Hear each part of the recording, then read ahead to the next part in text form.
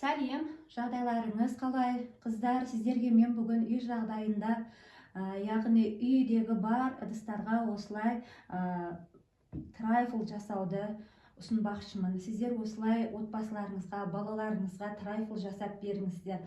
Мен неше жылдан бері осы трайфлды, осы ыдысқа мен балаларыма жасап беремін. Сүйсініп, қуанып жейді. Сіздер де жасаңыздар. Қалай жасалу жолын видеоның соңына дейін қараңыздар. Алдымен барлық үйлерде болатын осындай ақшын ыдыстарға, кез келген ыдыстарға істеуге болады. Мен өзім балаларыма, отбасына осындай ыдыстарға істеп беремін. Алдымен біз трайфлдың коржын дайындап алуымыз қажет. Ол үшін біз мынандай тостарымызға арнайы осыған жұмыртқамызды салатын боламыз. Корж істейін деп жатырмын. 4 жұмыртқамыздың үстіне шекерімізді салып, винчикпен араластыратын боламыз, яғни кішкене ағарғанша. Жұмыртқамыз толық шекермен бірге араласты, кішкене ағарып, енді мынандай ыдысымызға, яғни шоколадымызды салып, үстіне сары майымызды. Сары майымыз міндетті түрде 72% болу керек. Одан пайыз төмен болса, сіздердің корждарыңыз әдемі шықпай қалуы мүмкін. Енді осы шоколад пен майымызды салып, водяной баняда ерітіп аламыз. Болмаса, микроволновкада ерітсеңіздер де болады. Ұнды, какаоны және қопсытқышты бірге араластырып аламыз. Ұнымыз міндетті түрде електен өткізіп алыңыздар. Мен електен өткізіліп дайындап қойдым. Үстіне қопсытқышты саламын және үлкен қасықпен 2 қасық какао салсаңыздар болады.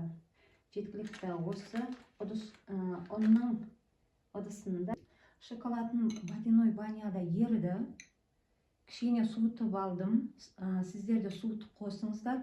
Болмаса, ыстықтай қойсаңыздар, жұмыртқаңызға ішіне қойсаңыздар, бірден араласпай пісіп қалу әбден мүмкін. Енді біздің осы жұмыртқа мен қантымыз араласты. Осының үстіне шоколадымызды, ерітілген шоколадымызды құят боламыз. Шоколадымыз бен жұмыртқамыз осылай араласты. Бәрі бір келді. Енді үстіне ұнымызды салатын боламыз. Барлығын бірге салмаңыздар. Жақсы араласпай комок болып қалады арасында. Сондықтан 2-3-ке бөліп, бір жайлап араластырып. Байқасаңыздар, міне әдемі толық араласқан смес болды. Мен ұнды 3 бөлікке бөліп салдым. Арасында араласпай қалған, комок болып қалған жерлері жоқ. Енді осыны қызып тұрған пеште 20 минут, 15 минутқа салып аламыз. Әркімнің смесімді мен осындай пергамент қағазға құйып алдым. Бұл жерде коржымыз бір текст әдемі болып шығудың қажеті жоқ.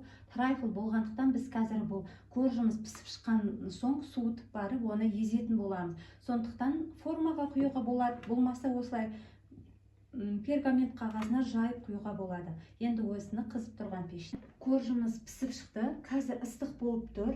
Осылай пергамент қағазға жайып салсаңыздар, 7 минутта дайын болады.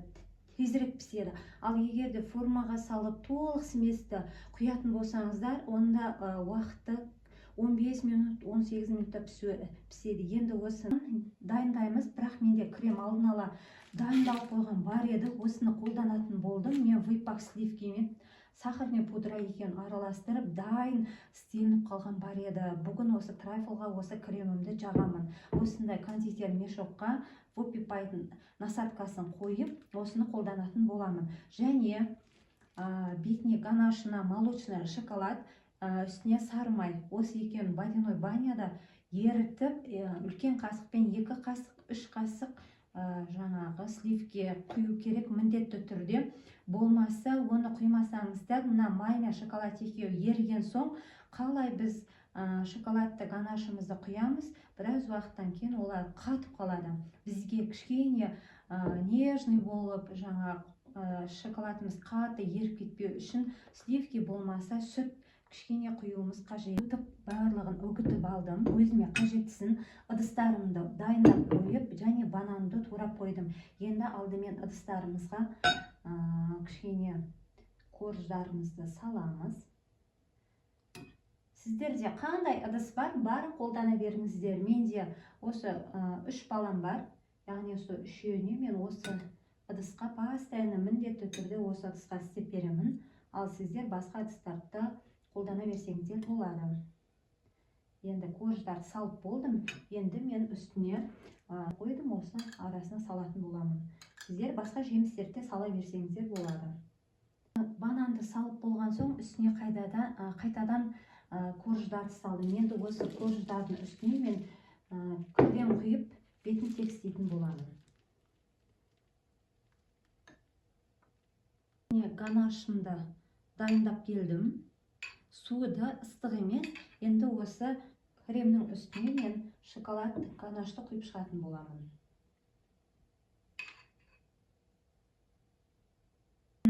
Үстіне мен арасына бананды салған соң бананмен әсемдеп қойдым. Және кішкене фисташки да сеуіп қойдым. Сіздердің өз қалауларыңызша қалай бетін әсемдейсіздер, өз еркілеріңіз.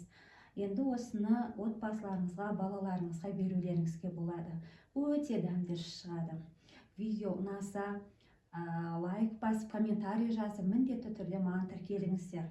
Істеп көріңіздер, астарыңыз дәмді болсын.